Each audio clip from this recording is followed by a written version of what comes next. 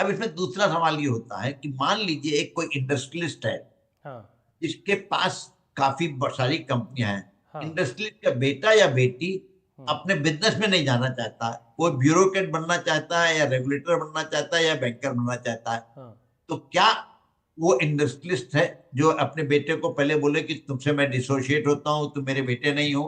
हम्म। या वो अपनी सारी इक्विटी बाजार में बेचे कि मुझे अपने बाप से कोई लेना देना नहीं है? तो ऐसा तो कोई नियम कानून हो नहीं सकता है। हम्म। नियम कानून बनते हैं कि क्या मैं अपनी पोजीशन पे रह के उस हम्म। पोजीशन को इस्तेमाल करके कोई फायदा उठा रहा हूं या हम्म। नहीं, हम्म। वहां पे रहती है। और जहां तक अपना मेरा सवाल है कि वो किसी भी तरह के कोई भी लिंक नहीं होगा। जी।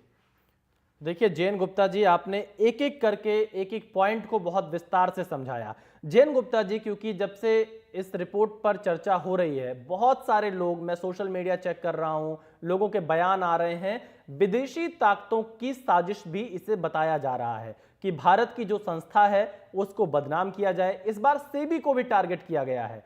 तो इसमें क्या आपको लगता है कि विदेशी ताकतों के अपने निजी हित हो सकते हैं इस तरह की रिपोर्ट्स के पीछे?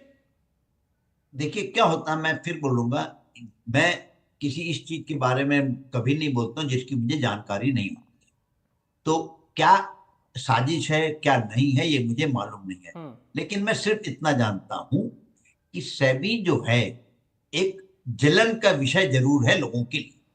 अब भाई क्यों है मैं बताता हूं हाँ। कि आज की डेट पे जो हिंदुस्तान के मार्केट का ट्रेडिंग सिस्टम है, ये एक यूनिक ट्रेडिंग सिस्टम है। ऐसा सिस्टम दुनिया में कहीं नहीं है। हम्म। ना इतना रोबस्ट सिस्टम है, ना इतना एफिशिएंट सिस्टम है। हम्म। आपने देखा होगा आए दिन किसी ना किसी कंट्री में कुछ गड़बड़ होता है, यहाँ पे सारा चीज है। हाँ। हिंदुस्तान एक ऐसा वो है ट्रेडिंग सिस्टम जहाँ पे ऑनलाइन इंस्टेंटेनियस मार्जिनिंग होती है, रिस्क मैनेजमेंट होती है। ये कहीं नहीं होता है। हिंदुस्तान में T+0 सेटलमेंट है कि हम्म। आप आज शेयर बेचो आज ही पैसा मिल जाए। हिंदुस्तान में हर ट्रेड का जो ट्रेड करता है, जो इंसान है, रिटेल इन्वेस्टर है, उसके पास कंफर्मेशन तुरंत जाता है कि आपका ट्रेड हो गया। तो जो ये सिस्टम बने हैं ये दुनिया की किसी कंट्री में नहीं है। और मैं जी। आपको एक बहुत छोटा एग्जांपल देता हूं हाँ। कि कल परसों मैंने एक न्यूज में पढ़ा हम्म। कि यूके जो है, यूनाइटेड किंगडम, वहां हम्म। का रेगुलेटर जो है ESG रेटिंग के ऊपर रेगुलेशन लाने वाला है। हम्म। और शायद बहुत लोगों को मालूम नहीं है कि सेबी ने लास्ट ईयर 1 जुलाई को, आज से 1 साल 1 महीने 10 दिन पहले, ESG रेटिंग के ऊपर रेगुलेशन लाया हुआ है। हाँ।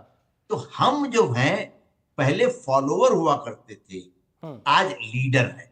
हाँ। और इस लीडरशिप से सबको प्रॉब्लम है। हाँ। मतलब जो मैं बता रहा हूँ कि धीरे धीरे करके उसके कई जगह, जैसे प्रॉक्सी एडवाइजर है जिसका मैं एक प्रॉक्सी एडवाइजर हूँ। हम्म। प्रॉक्सी एडवाइजर के ऊपर दुनिया में कई रेगुलेशन नहीं है। हम्म। सेबी में है, वो 2014 में आया था। इसी तरह आपको नहीं मालूम होगा कि सेबी ने 2010 में एक टेक्निकल एडवाइजरी कमेटी बनाई थी, क्योंकि जो है आजकल स्टॉक एक्सचेंज जितने भी ट्रेडिंग सिस्टम है काफी हाईली टेक्निकल है। तो सेबी का स्टाफ उतना टेक्निकल नहीं होता, तो उसको एडवाइज करने की ठीक है। और हमारे सेबी में जब बनी थी टेक्निकल एडवाइजरी कमेटी, तो उसके बाद CFTC ने भी टेक्निकल एडवाइजरी कमेटी बनाई। तो ये जो लीडरशिप स्टेटस हम लोगों ने एक्वायर किया है अपने रेगुलेटर का, ये काफी लोगों के लिए जलन का विषय जरूर है। तो देखिए यहाँ पर JN गुप्ता जी ने बताया कि जो भारत का बाजार है, जो सेबी है, जो उसके कार्य करने का तरीका है, उससे बहुत सारे लोग जलते हैं। और इनका एक बड़ा बयान ये है कि पहले फॉलोअर होते थे, आज हम लीडर हैं, और इसलिए कई जो लोग हैं वो इससे परेशान हो सकते हैं।